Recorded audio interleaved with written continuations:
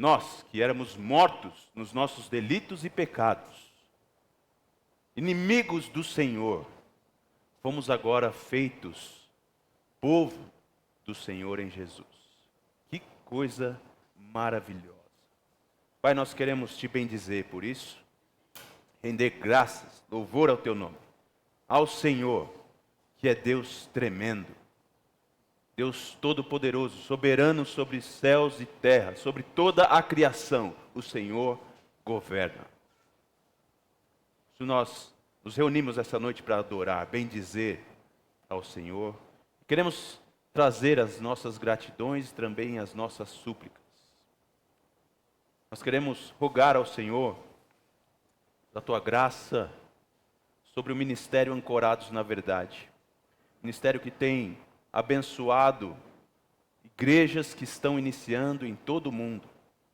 Nós te louvamos por esse grupo de irmãos, de igrejas que se reuniram e têm se esforçado, se dedicado, se interessado e trabalhado, contribuído para que novas igrejas bíblicas, novas igrejas saudáveis, baseadas totalmente no poder do Evangelho para a salvação, sejam plantadas ao redor do mundo. Nós pedimos que o Senhor abençoe essas igrejas, abençoe esta organização, sua liderança, que eles possam ser alvo da preservação do Senhor acima de tudo, da generosidade do Senhor, do cuidado do Senhor, do amor, da tua misericórdia. Nós oramos pelo Igor, missionário, que tem tido o privilégio de representar essa organização nos países de fala espanhola e portuguesa, especialmente aqui na América do Sul. O Senhor abençoe esse irmão, abençoe o trabalho dele naquele país tão difícil da Espanha, onde o Evangelho tem sido recusado, século após século. Nós clamamos, Pai, que o Senhor se agrade em salvar as pessoas daquele país e que haja ali um despertamento para a salvação no nome de Jesus. Abençoa o Igor, sua esposa, seu filho e a igreja de Leida, para que eles sejam um testemunho fiel da graça do Senhor. Mas nós queremos também rogar pela Igreja Batista Esperança, ali no Jardim República, essa igreja que está nascendo, começando ali, que eles também tenham a firmeza e a perseverança de proclamarem com fidelidade a palavra do Senhor naquele lugar, e que o Senhor, na sua misericórdia que é sem fim, na sua graça que é sem fim, o Senhor resgate o seu povo ali, que pessoas possam ter os seus olhos abertos para a realidade de que Jesus de Nazaré é o Cristo. Essa realidade que nós vamos considerar essa noite, olhando para a Sagrada Escritura. E nós pedimos então, mais uma vez, que o Senhor se agrade em nos abençoar, que o Santo Espírito do Senhor, através da exposição da Escritura Sagrada, trabalhe essa noite, consolando os fracos e abatidos, dando firmeza e convicção para aqueles que estão firmes, que estão convencidos da graça do Senhor, preservando-os na verdade, e convencendo, Pai, aqueles que ainda não reconheceram a realidade de quem é Jesus, não de acordo com as nossas ideias, mas de acordo com aquilo que Ele mesmo fala que Ele é. Que o Senhor se agrade em salvar nessa noite. Abençoa o teu povo, que o teu nome seja glorificado e a tua igreja edificada mediante a palavra. Em nome de Jesus Cristo nós oramos. Amém. Marcos capítulo 8. E nós chegamos nessa noite ao clímax do Evangelho de Marcos. Evangelho segundo Marcos, capítulo 8, verso 27. Essa será a nossa última exposição do Evangelho segundo São Marcos desse ano. A partir do domingo que vem nós vamos fazer uma série breve, considerando o Advento, o Natal. Então, se prepare, traga o seus amigos, seus parentes, aqueles que não conhecem o que significa o Natal, para entender essa grande maravilha que é o fato de que Deus se fez homem. Nós vamos considerar isso nos próximos domingos. Vamos, por isso, então, pausar a nossa exposição em Marcos, voltando em janeiro.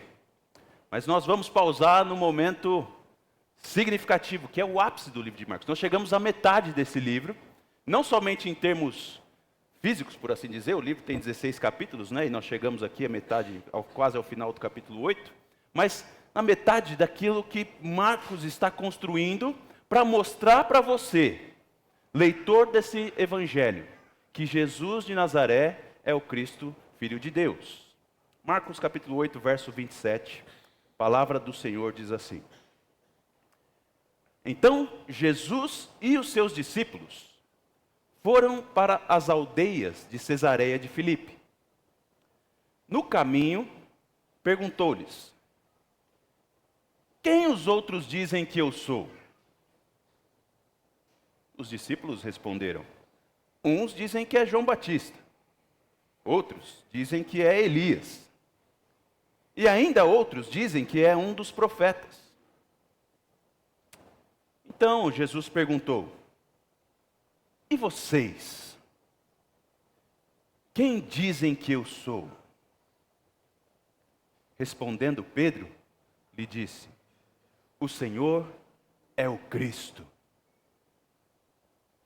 Então Jesus os advertiu de que a ninguém dissessem tal coisa a seu respeito. Nós temos considerado esse livro, e para Marcos, que é o autor desse evangelho, ele não tem muito desejo, né, de seguir esse padrão que nós vivemos no século 21, de não dar spoilers, né? Ele já abre o livro dizendo, né, o verso 1 do capítulo 1 do evangelho de Marcos é: princípio do evangelho de Jesus Cristo, Filho de Deus. E após aquilo ele vai contando todas as grandes, magníficas obras que Jesus de Nazaré passou a realizar na Judeia, Galileia e toda aquela região no século I. Marcos vai relatar como o Senhor Jesus ensinava com autoridade, como ele efetuava curas extraordinárias, como ele expulsava demônios, tinha autoridade sobre os demônios, como Jesus tinha autoridade para perdoar. E ele vai construindo, vez após vez, essa imagem do Senhor Jesus, baseada no poder dele, baseada nas coisas que ele realizava, e também na autoridade do seu ensinamento, obviamente. Jesus tem poder sobre a criação, ele tem poder de fazer os pães se multiplicarem, ele tem poder de parar o vento, parar o mar. E Marcos está revelando isso, e ele vai, de muitas maneiras, dizendo que até mesmo aqueles que Jesus chamou para estar perto dele, não tinham um total entendimento a respeito das coisas de Jesus. Como nós vimos 2 semanas atrás. A repreensão que Jesus fez aos discípulos ao dizer: vocês não compreendem? Vocês não entendem? E esse caminhar aos poucos ao lado de Jesus vai trazendo a eles uma percepção a respeito de quem Jesus é. E nós chegamos agora então no ápice, onde Marcos vai dizer que finalmente os discípulos entenderam alguma coisa. Finalmente eles entenderam uma coisa. E essa é a consideração que nós faremos nessa noite. Mas é importante nós considerarmos o contexto todo, não somente as respostas dos discípulos, mas considerar toda a conversa que Jesus tem com seus discípulos. Repara que Jesus está caminhando com seus discípulos para a região de Cesareia do Filipe, ou seja, nordeste do Mar da Galileia. Não é a Cesareia marítima, à beira do mar Mediterrâneo, mas é a segunda Cesareia, por isso Cesareia de Filipe. E no caminho, Jesus está conversando com seus discípulos. E é interessante que Jesus aqui, sendo o mestre, sendo o rabi, né, ele não está ouvindo perguntas, mas está perguntando. Está fazendo perguntas. E a pergunta que ele faz, muito interessante. Quem os outros dizem que eu sou? Jesus finalmente demonstra esse interesse em saber quem as pessoas estão dizendo que ele é. Quer saber. Não porque ele não soubesse, mas é que ele queria ouvir os discípulos falarem a respeito daquilo. E ele desafia os discípulos então. Ele estimula os discípulos a falarem. Qual era o conceito que as pessoas da Judéia, da Galileia, da Samaria, até de Decápolis e as regiões mais distantes, como Tiro e Sidom, por onde Jesus já havia passado, o que essas pessoas estão percebendo? O que elas estão considerando? Quem elas dizem que sou eu? E a resposta dos discípulos é também muito interessante, porque revela uma perspectiva. Os discípulos respondem, verso 28. Uns dizem que é João Batista, outros dizem que é Elias, e outros ainda dizem que é um dos profetas. A gente não tem essa certeza, mas parece que os discípulos já estão evitando o conflito aqui com Jesus, né? Porque eles evitam, na sua resposta, manifestar aquelas posições que eram diretamente e abertamente contrárias contra Jesus. Como nós sabemos, porque Marcos já relatou para a gente aqui que em algum momento, já a essa altura, fariseus e saduceus já haviam começado a planejar matar Jesus de Nazaré. Mas os discípulos não falam da perspectiva desses. Eles falam da perspectiva de alguns que viam Jesus de Nazaré com alta conta. Olha os nomes que eles comparam. João Batista, alguém que foi considerado um profeta do Senhor, um grande profeta de Deus. E outros consideram que ele é Elias, talvez o grande nome de toda a escritura do Antigo Testamento, depois de Moisés em termos de profecia. O grande profeta de Israel é Elias, que não experimentou nem a morte. E outros ainda diziam que Jesus era talvez um outro dos profetas, ou um grande profeta. O que nós temos nessa resposta dos discípulos? Algo importante a ser considerado. Que as pessoas tinham Jesus em alta conta. Eles reconheciam que a disposição de Jesus, a intenção de Jesus e as ações de Jesus eram algo que eram de Deus, por assim dizer, né? E era favorável ao povo. Era favorável ao povo, era de cuidado ao povo. E Jesus era alguém de alta importância. Não era alguém simplesmente comum, mas era alguém que era digno de honra, digno de referência, digno de ser ouvido. As pessoas consideravam assim Jesus, digno de ser seguido, digno de ser buscado.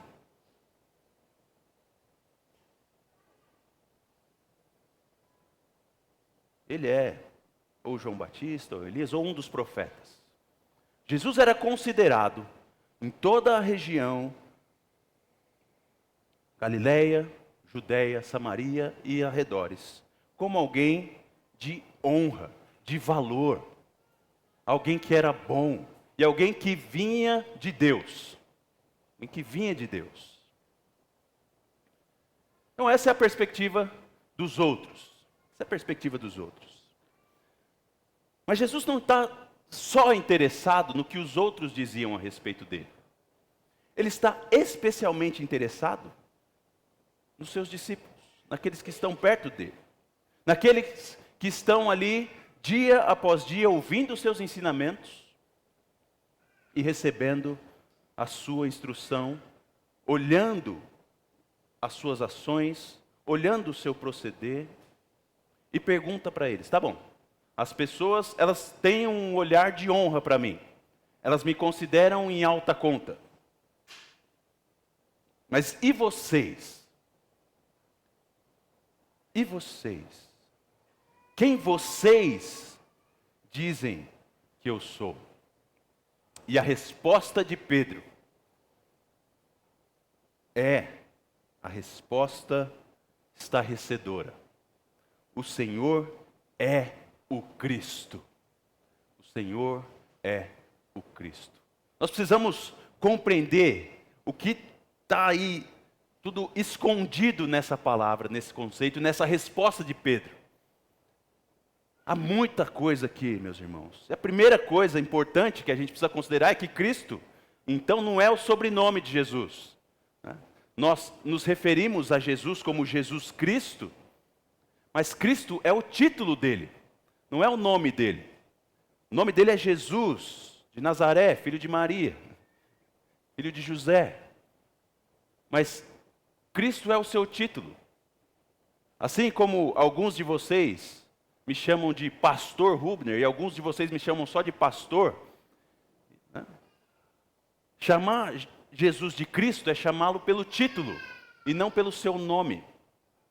Eu não acho ruim não, tá, irmãos? Podem me chamar assim, mas especialmente as crianças aí que apanham, né, para falar o meu nome. O Rael, o Conrado, até o Jeremias, que tá apanhando para falar o meu nome. Mas você se refere a Jesus como o Cristo. Quando você se refere a Jesus como o Cristo, você está se referindo ao título dele. Esse não é o seu nome, é o seu título. Essa é a primeira consideração, mas o que significa isso? O que Pedro está expressando quando ele diz, o Senhor é o Cristo? O Senhor é o Cristo. A expressão de Pedro aqui, irmãos, é a expressão do reconhecimento de que finalmente chegou algo que era aguardado ansiosamente. Finalmente, aquelas pessoas, o povo de Israel, receberam a promessa, ou o cumprimento da promessa que havia sido feita a eles, vez após vez, e de maneiras diferentes, no Antigo Testamento. Qual é esse anseio? Qual é esse desejo? Qual é essa promessa que está realizada aí nesse termo Cristo? O termo Cristo é um termo grego que no português é ungido. A tradução de em Cristo é ungido, que é também conhecido em hebraico por Messias. Então, Messias, Cristo, ungido, são sinônimos, são a mesma palavra direcionada em idiomas diferentes. Cristo é grego, Messias é hebraico, ungido é português. Então, o que Pedro está dizendo é, o Senhor é o ungido. O Senhor é o ungido. E quem é o ungido do Antigo Testamento?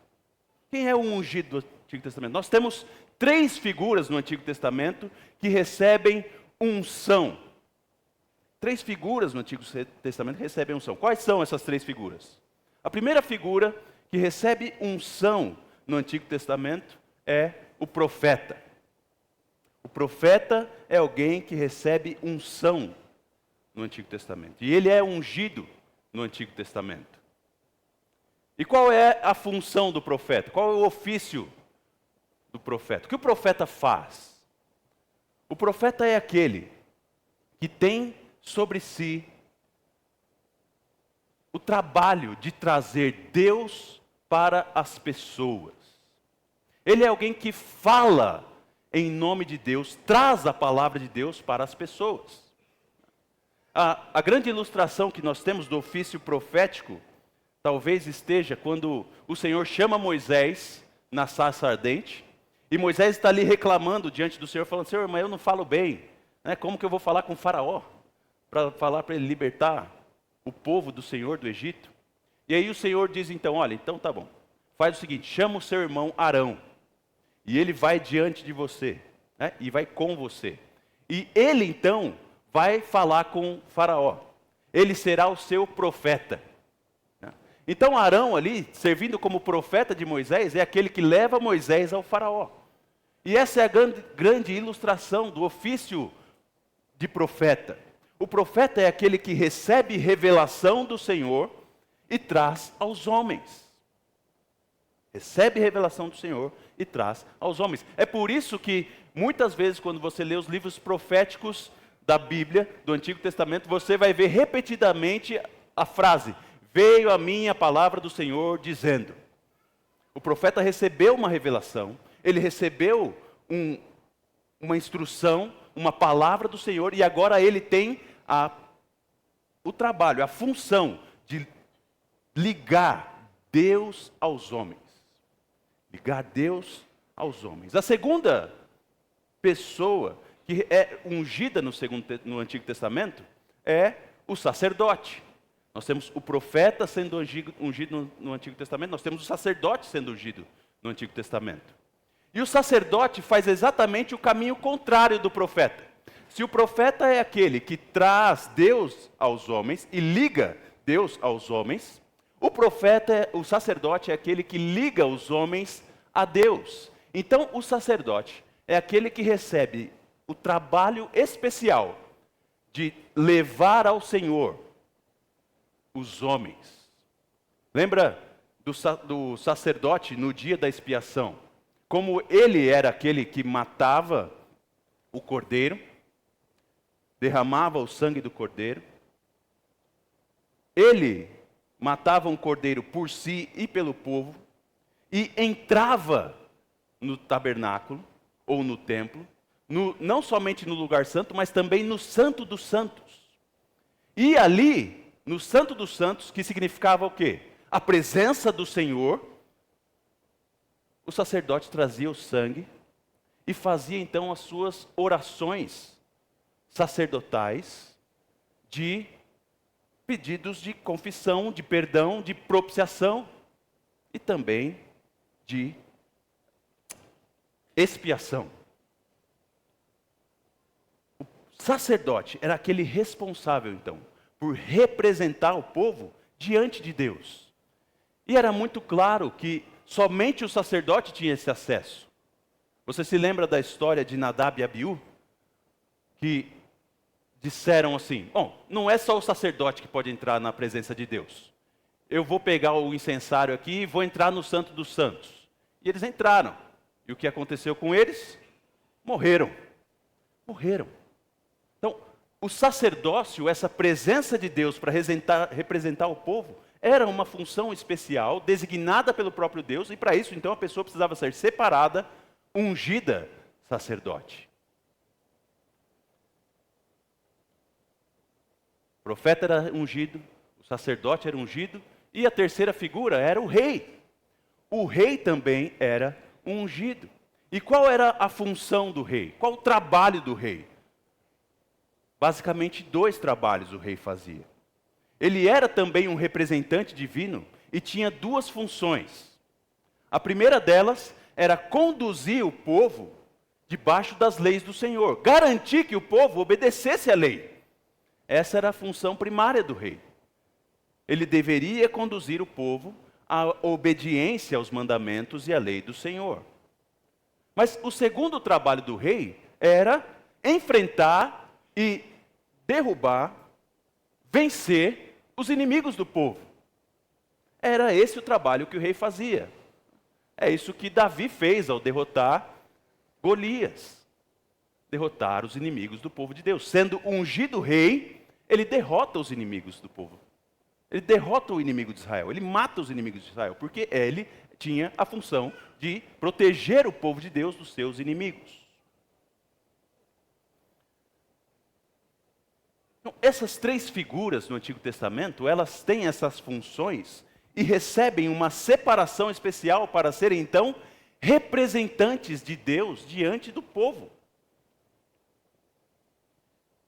E o povo de Israel, então, eles tinham essa expectativa de que haveria esse representante final, que haveria de ligar plena e finalmente Deus ao seu povo.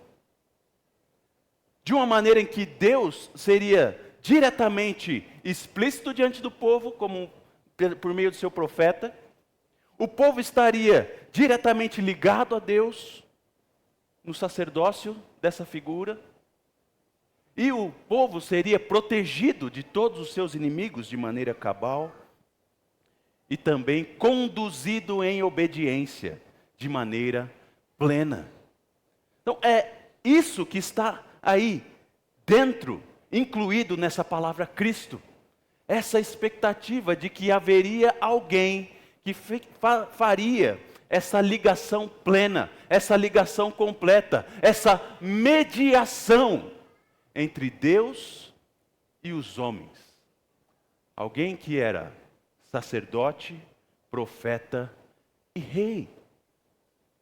E Pedro, então, tendo essa percepção, provavelmente aqui sendo um porta-voz dos demais discípulos, ele diz que Jesus de Nazaré, ele é o ungido de Deus. Ele é alguém que tem em si esses ofícios mediadores. Ele é o profeta de Deus. Ele traz Deus aos homens. Ele é o rei de Deus. Ele combate os inimigos do povo de Deus e ele preserva, conduz o povo em obediência no Senhor. E ele é também o sacerdote que leva o povo de maneira perfeita a Deus. Pedro diz: Jesus, você é o nosso mediador. Você é o nosso mediador. Você é aquele que traz Deus para nós, que nos leva a Deus. Você é aquele que vence os nossos inimigos e nos conduz em obediência. Esse é o Senhor. Nós reconhecemos que o Senhor é isso. O Senhor é o Cristo. Meus irmãos, a resposta de Pedro é uma resposta sensacional, porque é a resposta de alguém que, vendo aquele homem do século I, simples, humilde, pobre, reconhece nele uma autoridade, uma honra exclusiva e divina. Porque Marcos aqui, de certa forma, ele é conciso na sua explicação e no seu relato desse fato. Mas Pedro reconhece a divindade de Jesus aqui. O relato de Lucas vai dizer que Pedro responde: o Senhor é o Cristo de Deus. E o relato de Mateus vai dizer que Pedro respondeu: tu és o Cristo, Filho do Deus vivo. Atribuindo ao Senhor Jesus natureza divina e autoridade divina. E Pedro então reconhece: o Senhor é um mediador que é perfeito e pleno, porque o Senhor é homem e Deus. Nós vemos a sua divindade. Nós reconhecemos a sua autoridade como em nem mais um homem se viu. Nós reconhecemos a mediação perfeita em você, Jesus de Nazaré. Meus irmãos, essa resposta de Pedro é sensacional e ela deve nos levar a considerar algo muito importante. Que se a resposta de Pedro é verdadeira, e eu considero que ela é, a pergunta mais importante que um ser humano pode fazer é essa: quem é Jesus de Nazaré? Não há resposta mais importante para um ser humano responder do que essa: quem é Jesus de Nazaré? E talvez você fale: não, mas essa é a segunda mais importante. A primeira mais importante é: quem sou eu? Primeiro eu preciso saber quem eu sou e depois saber quem é Jesus. Eu diria que o seu impulso é correto, mas a sua conclusão é incorreta. E eu vou tentar defender um argumento para vocês do porquê essa conclusão é incorreta. É verdade que nós devemos considerar quem nós somos. É verdade.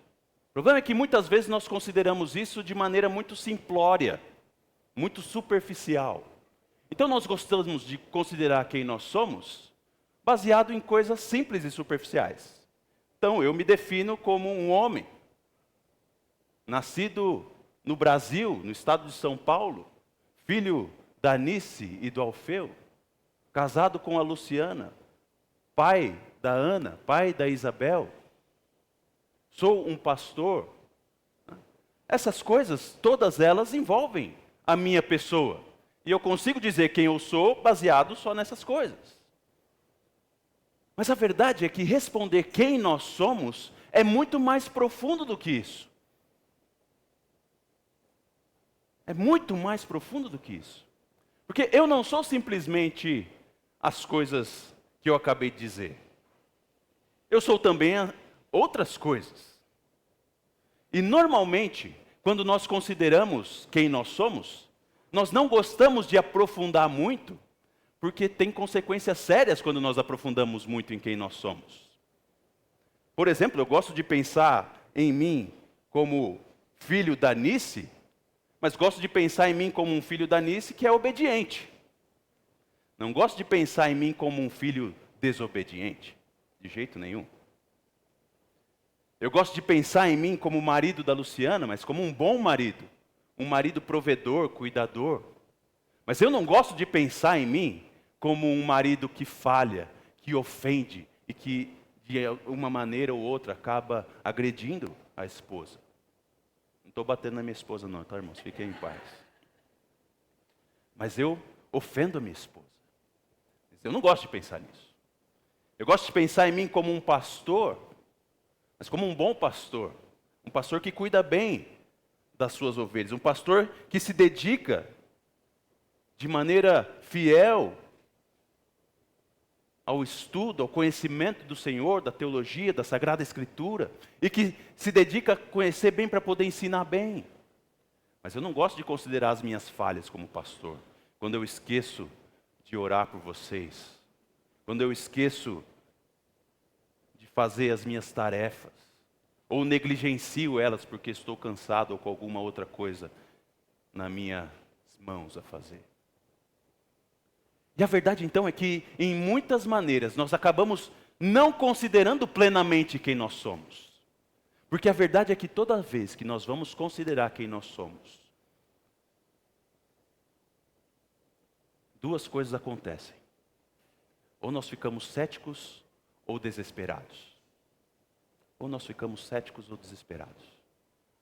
Porque quando você passa a considerar você mesmo, você pode virar um cético. Você pode começar a considerar suas falhas, o seu terror, e pensar assim, quer saber? Na verdade, essas desobediências que eu tenho contra minha mãe, né? Na verdade isso aí é tudo construção social. Não é problema nenhum, foi alguém que inventou isso. Quem é que falou que eu deveria obedecer a minha mãe quando ela manda eu lavar o banheiro? Quem inventou isso aí? Quem foi que inventou esse negócio que filho tem que obedecer mãe e pai? Então isso aí é construção social, não preciso lidar com essas coisas. Você passa a alimentar um ceticismo em relação às coisas. Ou então você passa para o desespero. Porque você vai considerar que você é um filho desobediente e que aquilo é o terror. Porque não há para você obediência.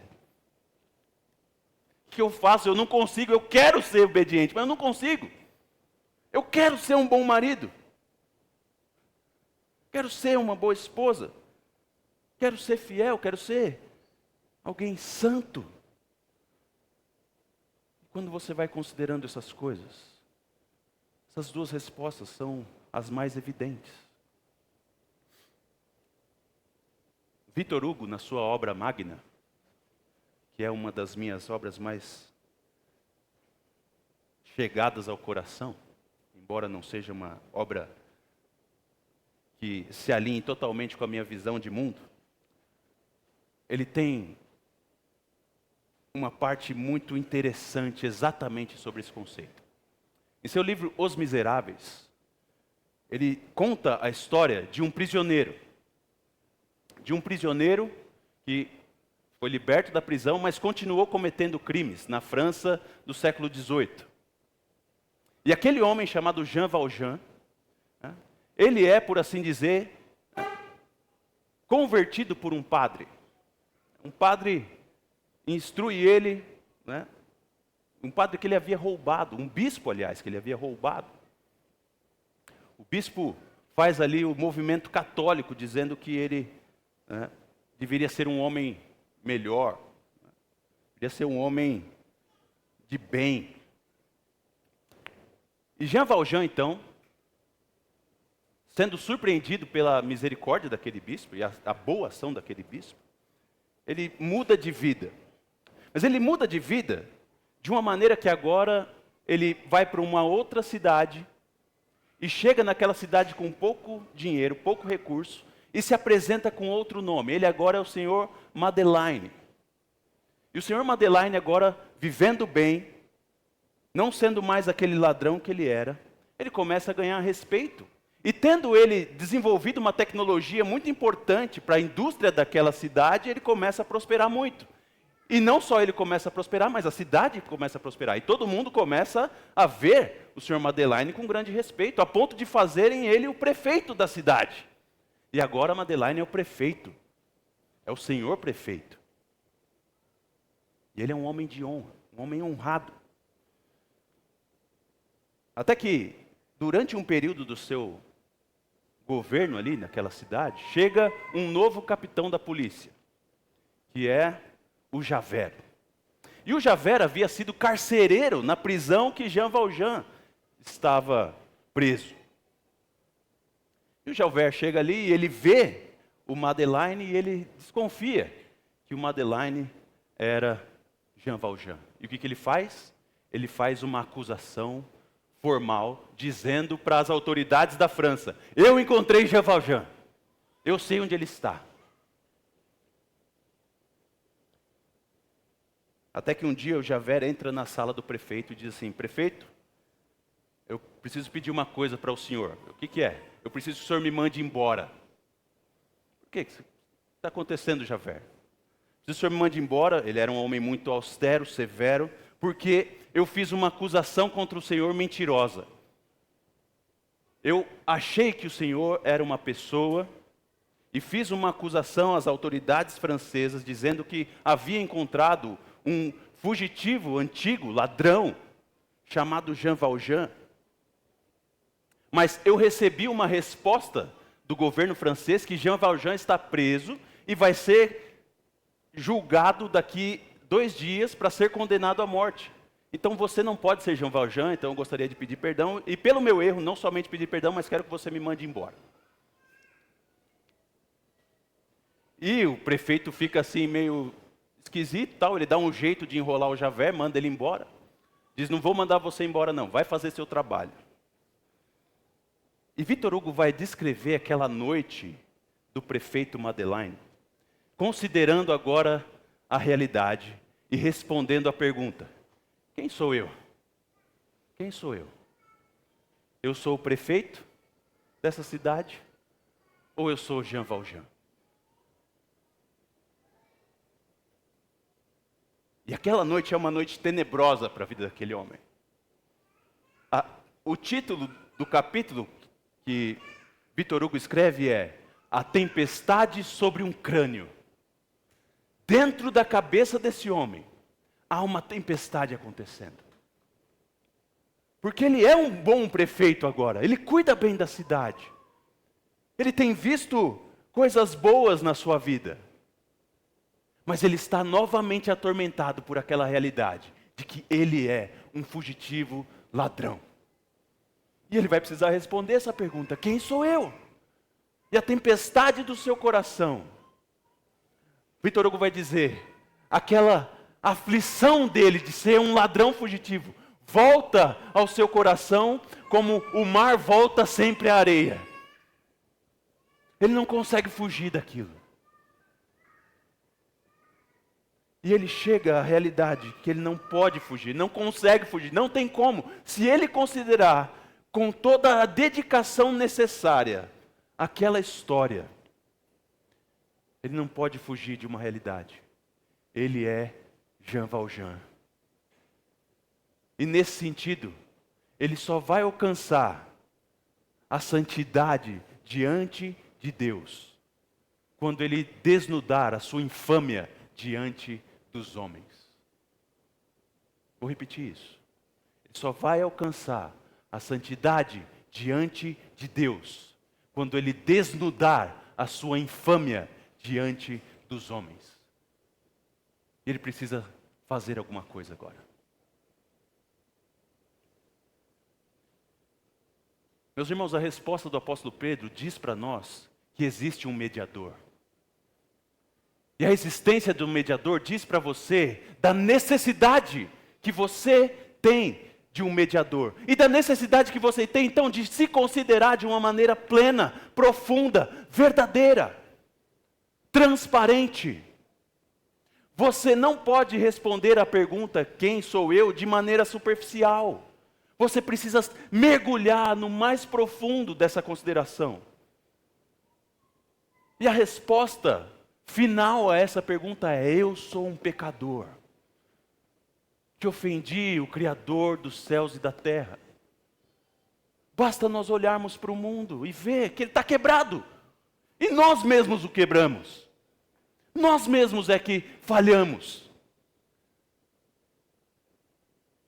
Quando nós desobedecemos nossos pais, quando nós maltratamos os nossos cônjuges, quando cobiçamos o próximo, quando mentimos, quando adulteramos, quando furtamos, mas não só nessas coisas, também quando nós não consideramos o dia do Senhor, quando tomamos o nome do Senhor em vão, quando criamos os nossos ídolos, e quando nós não temos o Deus verdadeiro, o Deus trino, como o único Deus. Nós somos pecadores. Você é pecador, eu sou pecador. E se essa é a realidade, essa é a resposta real quando nós consideramos a pergunta, quem sou eu? O meu argumento está feito. A pergunta mais importante que você precisa de resposta é: quem é Jesus de Nazaré? Ele é o Cordeiro de Deus que tira o pecado do mundo. É Ele. Ele vai dizer a Pedro: Pedro, você é bem-aventurado por reconhecer isso, que você precisa de um mediador e que eu sou esse mediador. Bem-aventurado é você, Pedro. E quer saber mais? Eu vou edificar a minha igreja nesta verdade. Eu vou invadir as portas do inferno e retirar de lá todos aqueles que confiam nesta verdade, de que eu, Jesus de Nazaré, sou o Cristo, que tira o pecado do mundo. Então essa é a pergunta mais importante da sua vida e da vida de qualquer ser humano que já existiu. Quem é Jesus para você? Não importa, não é suficiente Jesus ser alguém honrado, como um bom profeta, como um bom homem. Não é suficiente.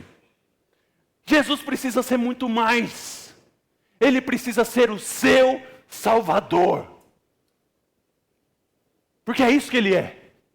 E você precisa confiar nele, se arrepender dos seus pecados e declarar: Jesus, tem misericórdia de mim.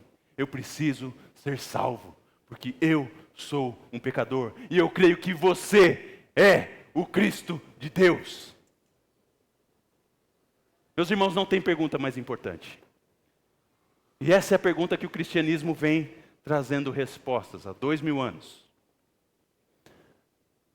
Alguns se desviaram dessa resposta, considerando Jesus somente um homem de honra, ou tão honrado que a gente não pode se acessar ele, precisa de um outro mediador no caminho.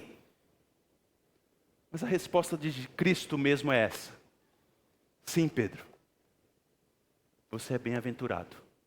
Eu sou o Cristo. Eu sou o seu profeta. Eu sou o seu sacerdote. Eu sou o seu rei. Venha a mim e você terá vida eterna. E essa então é a pergunta: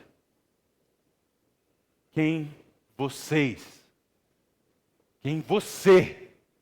diz ser Jesus de Nazaré?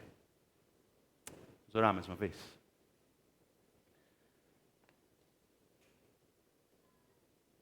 Deus bendito, nós temos crido e confessado que Jesus de Nazaré é o Cristo, mediador entre Deus e os homens. Ele é o nosso profeta, porque ele é a expressão exata do ser de Deus. Nele está a plenitude da divindade. Nós cremos que Jesus é o nosso sacerdote.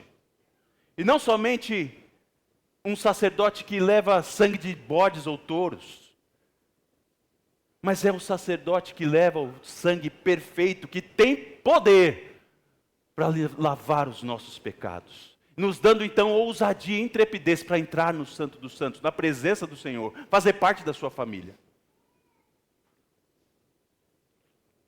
Nós cremos que Jesus é o nosso Rei, que venceu os nossos inimigos, especialmente o nosso maior inimigo, que é a morte, ressurgindo dentre os mortos, e nos conduzindo em obediência ao Senhor, nos ensinando como é viver uma vida de obediência. Nós temos crido e confessado que Jesus é nosso profeta, sacerdote e rei. Ele é o Cristo. Nós te bendizemos, porque sabemos que não é carne nem sangue que pode nos revelar isso, mas a bondade na ação do Espírito do Senhor, que nos convence do pecado, da justiça e do juízo, e nos atrai para perto de Cristo, humilhados na nossa pecaminosidade, mas cheios de esperança na obra redentora que Ele fez por nós. Pai, nós te bendizemos por isso. E mais uma vez, Senhor, quero te clamar, que o Senhor nos conceda, se alguém aqui ainda não teve os olhos abertos, que o Senhor abra os olhos dele. Se o ouvido ainda está fechado para compreender essas coisas, que o teu Santo Espírito faça a obra de destampar, e as palavras passem a fazer sentido, e essa pessoa busque a salvação somente em Jesus.